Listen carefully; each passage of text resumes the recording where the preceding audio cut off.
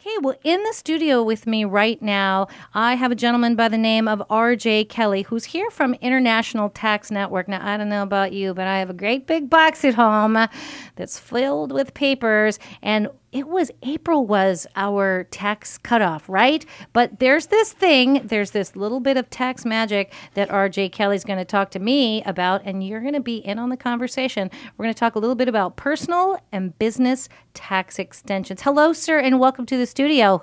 Good afternoon. It's nice to be here. Okay, so this magical thing called a tax extension where people are, falling apart and losing their minds prior to April 15th. This is a real thing we can do? This is a real thing that we can do. The IRS code allows you to file an extension on your personal tax returns until October 15th. So it's like getting a note from home saying I had the flu and I need a little extra time with my homework, right? That's correct, but the only difference is the extension is an extension to file, not an extension to pay. So if you owe any back taxes, you could possibly be in a penalty situation or an interest situation. Okay, so we don't want that, but the extension gives us that time to be able to to file. All right, so you can do this for personal and business. So both are available to us? Yes, you can, and the purpose of doing the extension to file is there are penalties for filing late, even if you don't owe money. So you have to be careful with that. That's the reason for extensions.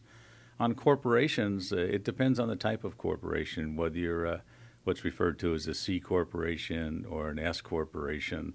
And corporations have the ability to pick their year end. And if you happen to pick a year end of December 31, then your corporate tax return is due on March 15th, and then you have a 6-month extension from March 15th. Okay. Now, if someone is out there right now and they are thinking, all right, maybe they already took care of their April 15th, they already did that, and they would like to learn a little more about the possibility of extension, maybe, as this year comes to a close and they're thinking, I think I'm going to get it all together, but I don't know.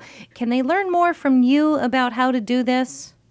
They can learn from us as well as they can go to irs.gov and they can pull up some information. But all extensions have to be done by the tax filing date, which in this case was April 15th. Okay. So there's no additional extensions after October 15th. Okay, good to know. But the good thing is if you don't owe any money, even though you're filing late, then you're probably going to be in a non-tax liability, a non-penalty situation. So that's the good thing about it. But you got to get those tax returns in. I want that like on a button. I want to be in a non-penalty situation, especially when it comes to the government. So this is all good advice.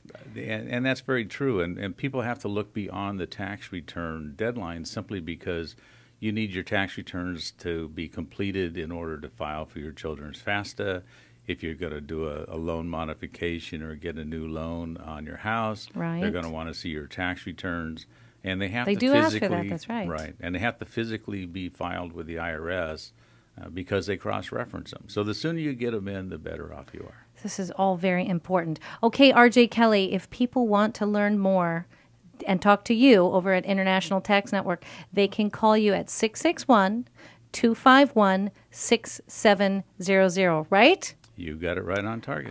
Thank you so much for popping in and talking to me a little bit about something that just makes me sweat. But knowing that there are experts like you in the world, I feel a little bit better about this.